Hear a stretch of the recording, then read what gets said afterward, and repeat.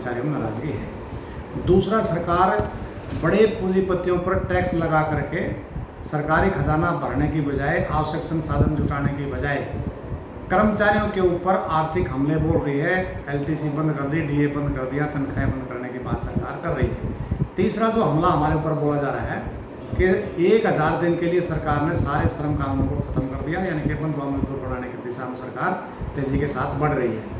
PTI को नौकरी से निकाल दिया है, उसका कोई रास्ता निकालने के बजाय सरकार इधर उधर की बात करके लिंगर ऑन करके इस आंदोलन को पीटने का प्रयास कर रही है। तीसरा, हम देखते हैं कि 11,000 जो हमारे कोरोना योद्धा हैं, हेल्थ में जो ठेका कर्मचारी हैं, उनको भी नौकरी से 30 सितंबर को निकालने का आदेश सरकार ने जारी कर दिया है।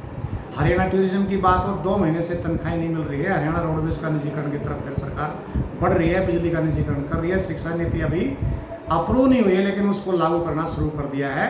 और नई भर्ती क्रिएट करने की बजाय जो हमारी रैशनलाइजेशन है 1.30 करके इन पदों को समाप्त करने की सरकार प्रयास कर रही है। तो इन सारे मुद्दों को लेकर के आज सर्वकर्मचारी संघ हरियाणा का बैठक का आयोजन किया है और इसमें एक स्वर में सरकार की इन कार्यकलापों की सर्वसम्मति से निंदा करते हुए सरकार से कहा है कि इस कोरोना काल में कर्मचारी ही आपकी इज्जत को बचा रहे हैं, प्राइवेट सेक्टर दूर दूर तक नहीं है। सरकारी क्षेत्र कोरोना के बीच में खड़ा होकर के लड़ाई लड़ रहा है, इसके बावजूद आप कर्मचारियों की मांगों को, इश्यूज़ को एड्रेस नहीं कर रहे हैं, इसलिए कर्मचारियों में नाराज़गी है।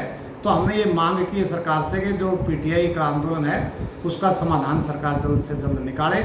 11,000 जो हमारे कॉन्ट्रैक्ट वर्कर हेल्थ में हैं उनको सेवा विस्तार दे और 90,000 जो जीबीटी के हमारे एस्टेट इसने पास कर रखा है, सरकार 8 साल से वैकेंसीज नहीं निकाल रही, उनकी वैकेंसीज को भी निकाले और उनको नौकरियां दे और निजीकरण आउटसोर्सिंग जो छटनी की नीति है उसको बंद करे। और सरकार ऐसा नहीं करती है तो 9 अगस्त को भारत छोड़ो आंदोलन की वर्षगांठ के ऊपर हम पूरे प्रदेश में कर्मचारी सड़कों पर उतर करके सरकार के खिलाफ प्रदर्शन करेगा।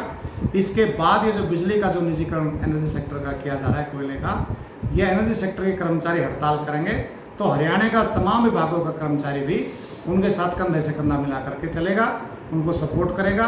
यूनिवर्सिटीज़ में हम देखते हैं कि समान काम समान वेतन के जो पात्र हमारे असिस्टेंट प्रोफेसर हैं उनका वेतन भी जो 47,700 के करीब बनता वो देने के बजाय 25 और 27,000 दे करके उनका शोषण किया जा रहा है। यूनिवर्सिटीज़ के कर्मचारियों की मांगों का समाधान भी नहीं किया जा रहा। इसको लेकर के प्रदेश का कर्मचारी जो कोरोना योद्धा के नाम पर कहलाते हैं जंग लड़ रहा है, लेकिन सरकार का घोर उपेक्षा पर नीति के खिलाफ हम पूरे प्रदेश के कर्मचारी 9 अगस्त को सड़कों पर उतरेंगे। इसके बावजूद अगर सरकार ने हमारी मांगों की सुनवाई नहीं करी तो एक लंबे और तीखे आंदोलन की घोषणा सर्वकर्मचारी संघ हरियाणा करेगा। किस तरह का आंदोलन होगा जो 9 अगस्त के बाद? 9 अगस्त के बाद निश्चित तौर से राज्य कार्यकारिणी की बैठक करेंगे। ये जो नवउदारीकरण की जो नीतियाँ जिसमें निजीकरण, छटनी, ये सारा कुछ किया जा रहा है, इसको रोकने का सवाल है। दूसरा, बेरोजगारों को रोजगार देने का सवाल है। तीसरा, ये जो पुरानी पेंशन की बहाली का सवाल है, ठेका प्रथा समाप्त करने का सवाल है।